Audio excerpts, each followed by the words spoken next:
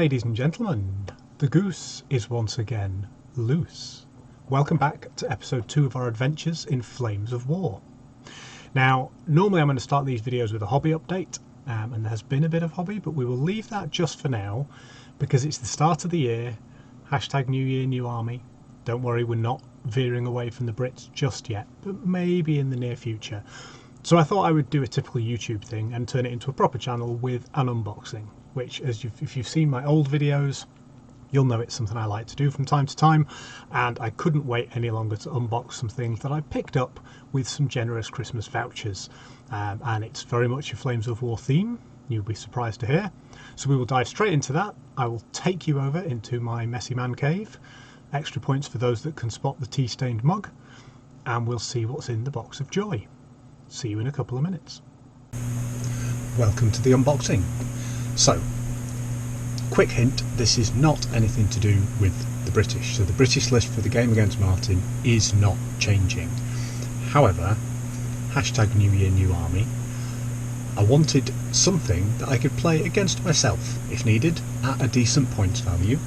And I was lucky enough that my beautiful, wonderful, understanding wife, who understands my gaming nerdage, purchased me this for Christmas. So D-Day German book. I have some Germans already, late war, from the Hit the Beach starter box, but I thought I'd pick up a few other bits. So there's a few little things in here, if this order is correct, so we'll find out now together. I've not even done any prep for this, so I'll try not to slice everything to bits while I open it.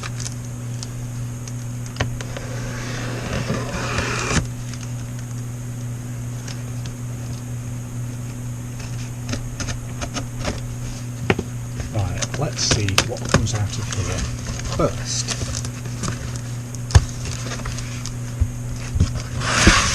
Oh, so, at the top of the box, we have a battlefield in a box woodland. So a little bit of terrain, help decorate a board, might play a role in my game against Martin. Will also help with my home board. So that is a small pine wood.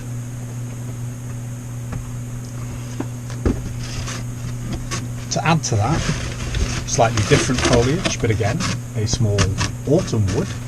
So a couple of lots of trees, decorate the board.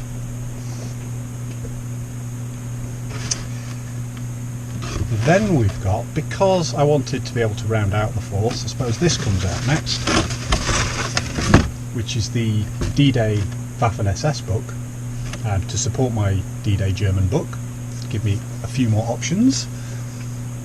I've not really played around with lists yet, so we'll see how that goes. I picked up the command cards for the Waffen-SS because they go out of print so quickly and it's always worth having them.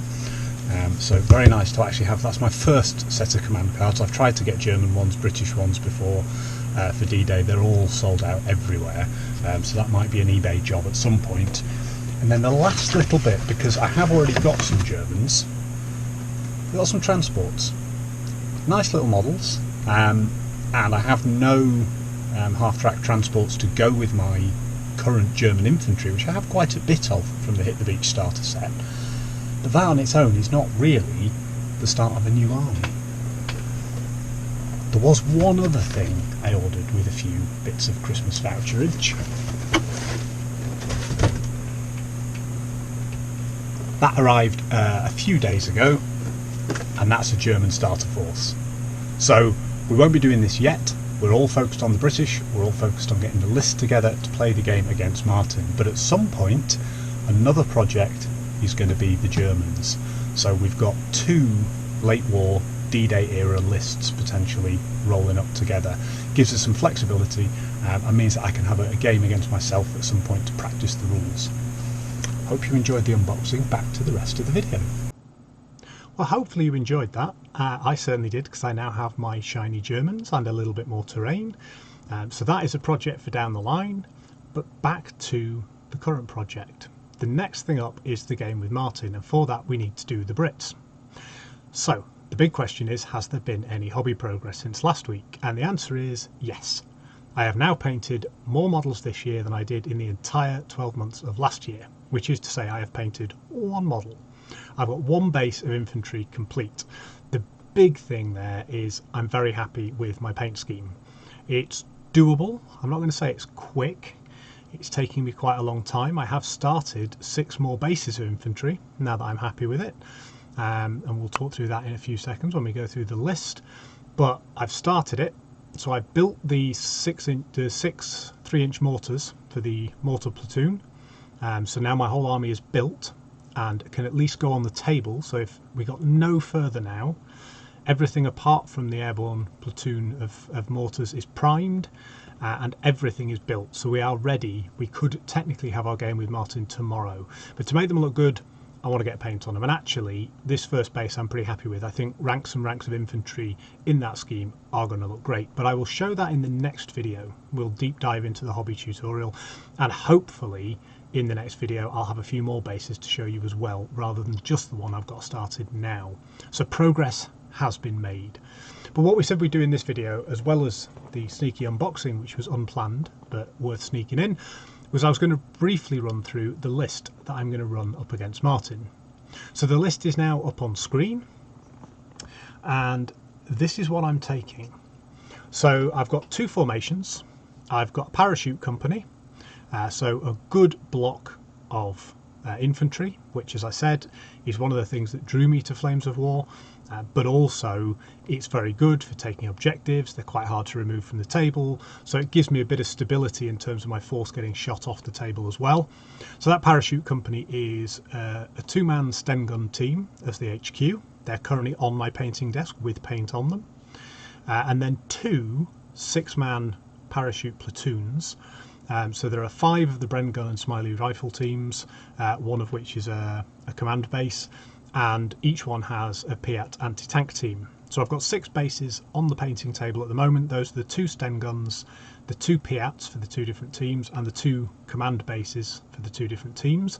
And then I've just got to wrap up by getting the remaining, what are we on, 10, 9 bases of, or 7 bases of the 4-man done. The mortar platoon is built. I wanted that just because I also want to play with artillery.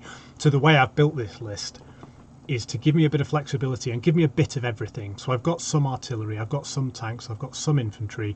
When it's a learning game with Martin, we're going to go through lots of different units and just learn how it works. And that's very much how I've structured my second formation, which is the Churchill Armoured Squadron. So I really like the look of the Churchill tank kits, so I thought I would just throw myself into making some Churchills.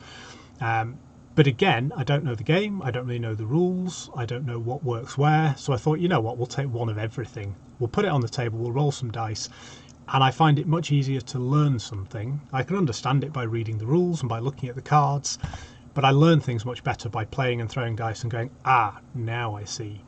So the Churchill Armoured Squadron HQ is 2 Churchill CSs, which have got the 95mm gun on there, which I think can fire artillery shots, so that's very different to the 75mm gun on the rest of the Churchills.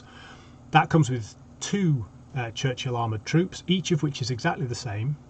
We've got 2 75mm Churchills and a 6-pounder, so that's one of each of the 3 gun options.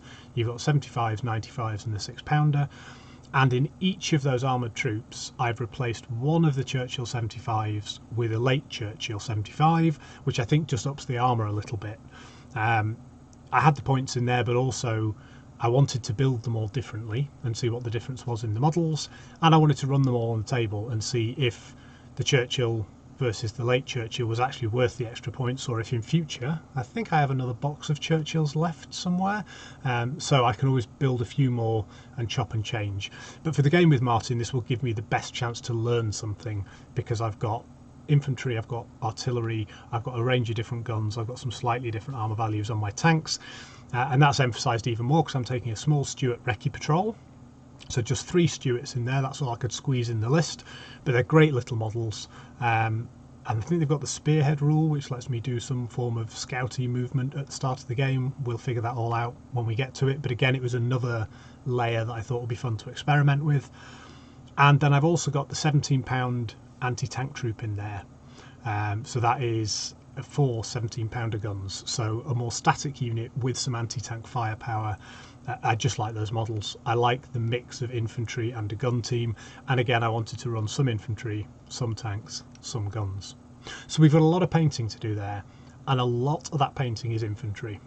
I've started with the infantry, and I'm hoping to get those finished first before I let myself touch tanks, because I think the tanks will be much quicker and easier to paint, and I'll see progress more quickly. So if I can get through the infantry slog, I'll have such a good looking starting army that adding a few units of tanks here or there won't feel like such a job. But come back to me in 4 weeks when I'm so sick of painting tiny shoes that I want to pull out my own teeth. But at the moment, I'm enjoying myself. So that's where we're at. We have a fully built army. We have a list. The list has been on the channel. This is what I will be running against Martin. It's all built. Most of it's got primer on it, apart from the mortars. Some of it now has paint on. So we will try and get as much paint on as much more of it as we can, week on week. And next time we have a video, we're going to talk about that paint scheme. I'll show you off the 4 guys I've painted so far on one base, and hopefully we might have 1 or 2 more finished ready to show as well. And we'll follow the force as it expands and as we get closer to battling with Martin. And then at some point down in the future, we'll look at some of that terrain that I pulled out of the box earlier, and we'll start to think about maybe building a table of my own here and seeing how that looks. So hopefully you're enjoying it, you'll stick with me, and I'll see you in the next one.